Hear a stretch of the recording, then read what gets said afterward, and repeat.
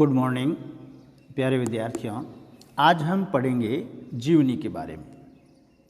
जीवनी किसे कहते हैं और अन्य विधाओं से जीवनी किस प्रकार से भिन्न है और प्रमुख जीवनीकार कौन है। जीवनी आत्मकथा से थोड़ी सी भिन्न होती हैं। जीवनी को अंग्रेजी में बायोग्राफी कहते हैं। आत्मकथा लेखक की अपनी कथा होती है। जीवनी किसी दूसरे व्यक्ति की कथा होती है, अर्थात उसको हम ये कह सकते हैं कि व्यक्ति विशेष के जीवन की घटनाओं का लिखा गया वर्णन जीवनी है। क्या है? व्यक्ति विशेष के जीवन की घटनाओं का लिखा गया वर्णन ही जीवनी है। जीवनी लेखक को आत्मकथा लेखक से अधिक सावधानी बरतनी होती है। यानी जीवनी किसी अन्य के बारे में लिखी जाती है और जब जीवनी लिखते हैं तब उसमें कई प्रकार की सावधानी बरतनी पड़ती है, क्योंकि आत्मकथा की चूक को केवल लेखक ही पकड़ पाता है। यानी आत्मकथा में यदि कहीं गलती हो जाए, चूक हो जाए, तो वह लेखक ही पकड़ पाता है, लेकिन जीवनी की चूक को बहुत से लोग जान जाते हैं। क्यों? क्योंकि जीवनी तो अन्य के बारे में लिखी जाती है और अन्य व्यक्ति विशेष की जानकारी है सब कोई रखते हैं। जीवनी संस्मरण एवं इतिहास का मिला जुला रूप है। जीवनी क्या है? एक तो संस्मरण, दूसरा इतिहास का मिला जुला रूप है। जीवनी लेखक घटनाओं का वर्णन भी करता है और उन घटनाओं के प्रभाव को भी व्यक्त करता है। जीवनी में संपूर्ण जीवन भी हो सकता है और जीवन के एक पक्ष की झलक भी हो सकती है। तो ये मोटे रूप से जीवनी और आत्मकथा में अंतर हैं। अब हम इसके प्रमुख जीवनियाँ कौन कौन सी हैं उसका वर्णन देख लेते हैं। प्रमुख जीवनियाँ और जीवनीकार। गोपाल शर्मा शास्त्री ने दयानंद दिग्विजय जीवनी लिखी 1881 में। इनके बाद बाबू राधाकृष्ण दास ने 1904 में भारतेंदु हरिश्चंद्र का जीवन चरित्र से संबंधित जीवनी लिखी। शिवनंदन ने 1905 में हरिश्चंद्र पर जीवनी लिखी। आचार्य रामचंद्र शुक्ल ने 1913 में बाबू राधाकृष्ण पर जीवनी लिखी। 1940 में घनश्यामदास बिड़ला ने बापू पर जीवनी लिखी। सुशील नायर ने 1949 में बापू के कारावास की कहानी शीर्षक से जीवनी लिखी। ब्रजरत्न दास ने 1948 में भारतेंदु हरिश्चंद्र पर जीवनी लिखी। रामचंद्र वर्मा ने 1919 में महात्मा गांधी शीर्षक से जीवनी लिखी। मनमथनाथ गुप्त ने 1938 में चंद्रशेखर आज़ाद नाम से जीवनी लिखी। रामवृक्ष बैनीपुर ने 1951 में जयप्रकाश नारायण पर जीवनी लिखी। बलराज मधोप ने 1958 में डॉक्टर श्याम प्रसाद मुखर्जी पर जीवनी लिखी। राहुल साकृत्यायन ने 1954 में स्टालिन पर अपनी जीवनी लिखी।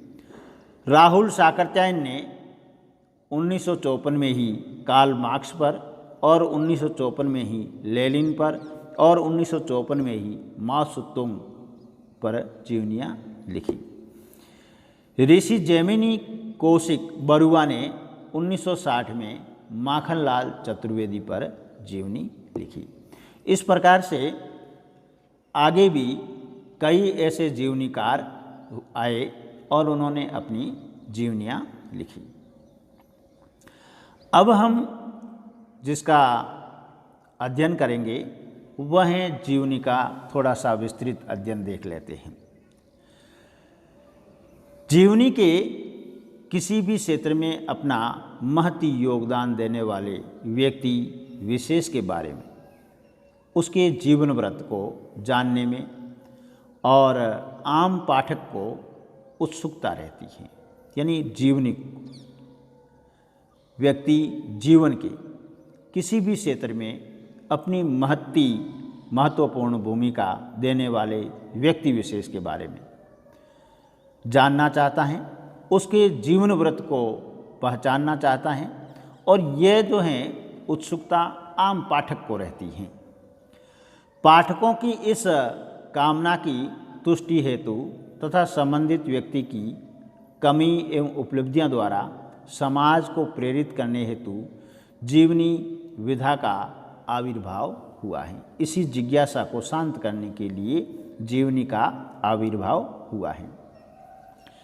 हिंदी में इसे जीवन चरित्र अथवा जीवन चरित्र भी कहते हैं। जीवन चरित्र में निहित दोनों शब्दों को अलग करें तो जीवन के अंतर्गत नायक के जीवन की स्थूल बाह्य घटनाओं को और चरित्र के अंतर्गत नायक की आंतरिक विशेषताएं आ जाती हैं।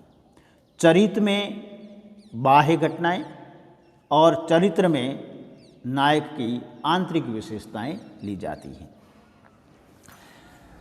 जीवन में सामान्यतः नायक के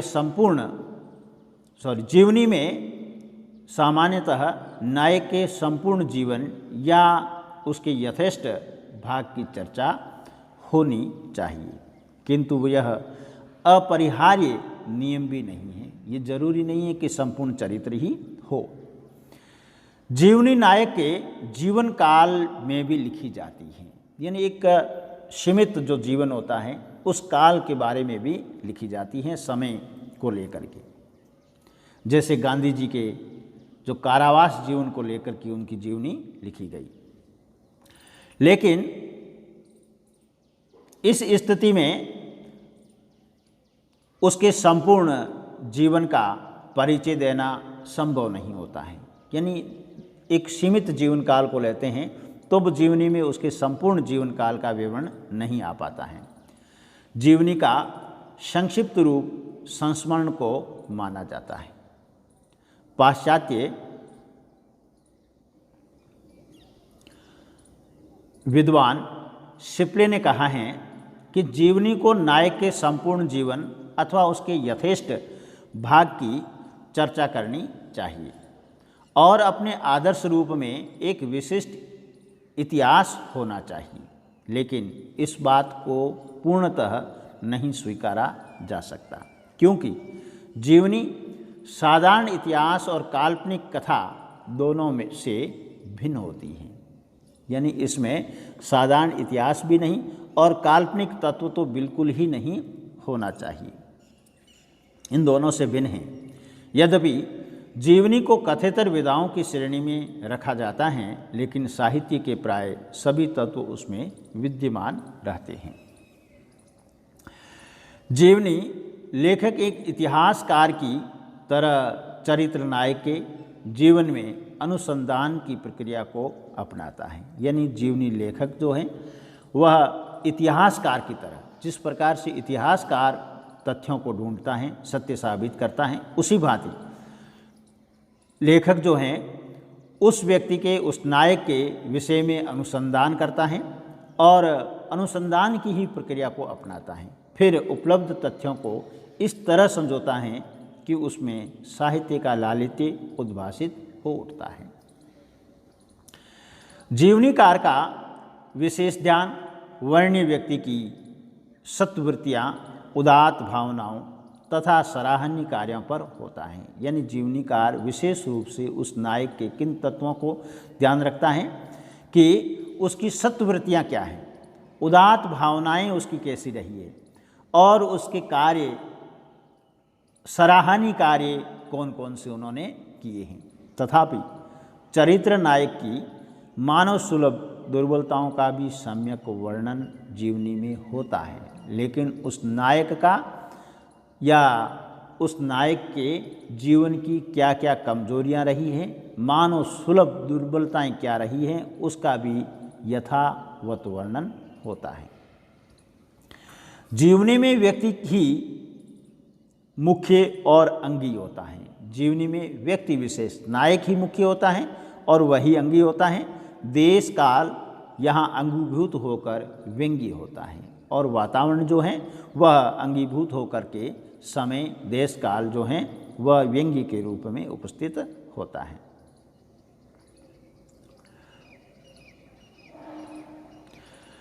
जीवनी विधा में निरपेक्षता, संतुलन, सहृदयता और विषय अन्विति लेखक को सफल जीवनीकार बनाती और जीवनी विधा के सूत्र हमें उत्तर मध्य काल के गद्य में ही प्राप्त होने लगते। अब ये कह रहे हैं कि जीवनी विधा जो है वह निरपेक्षता के रूप में लिखी जाती है, जीवन का संतुलन होता है, उसमें सहृदयता होती है और विषय अन्विति लेखक को सफल जीवनीकार बनाने में सहायक रहती है।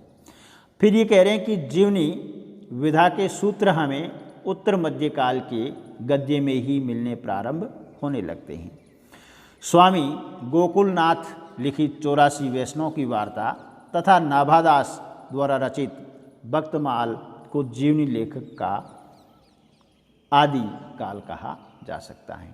अब ये कह रहे हैं कि स्वामी गोकुलनाथ द्वारा लिखित 84 वैष्णव और नाभादास द्वारा भक्तमाल, इन दो रचनाओं को हम जीवनी का प्रारंभिक या आदिकाल मान सकते हैं।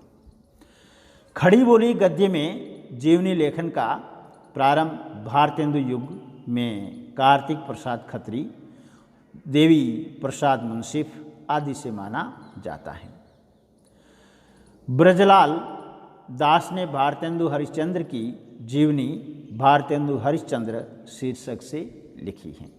सूर्यकांत त्रिपाठी निराला पर डॉक्टर रामविलास शर्मा द्वारा लिखित जीवनी निराला की साहित्य साधना और मुंशी प्रेमचंद पर अमृत राय लिखित प्रेमचंद कलम का सिपाही, उसी प्रकार से मदन गोपाल लिखित प्रेमचंद कलम का मजदूर साहित्य जगत में प्रसिद्ध जीवनियाँ मानी जाती हैं। जीवनी साहित्य में विष्णु प्रभाकर द्वारा लिखित शरद चंद्र चटर्जी की जीवनी आवारा मसीहा हिंदी साहित्य में कीर्ति स्तंभ मानी जाती है।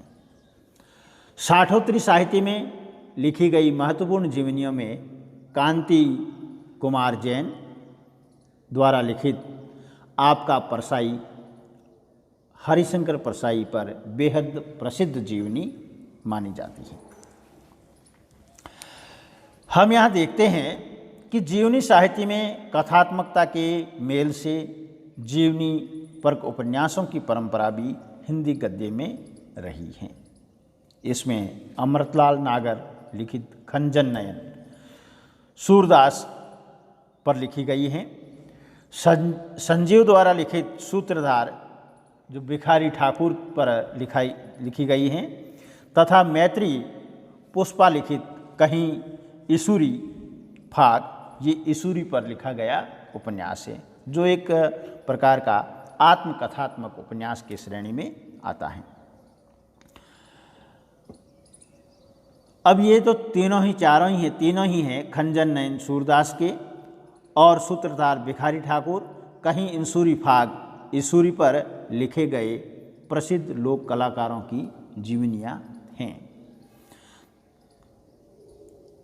प्यारे विद्यार्थियों, आज हमने जीवनी साहित्य को पढ़ा कि जीवनी किसे कहते हैं, जीवनी और आत्मकथा में क्या अंतर हैं, उनको अलग किया। फिर प्रसिद्ध कौन कौन सी जीवनियाँ रही हैं और फिर हमने जीवनी का प्रारंभिक काल वगैरह पढ़ा है। ये विवेचन आपको कैसा लगा? आप हमारे YouTube चैनल को सब्सक्राइब करके, लाइक करके, कमेंट करके शेयर करें।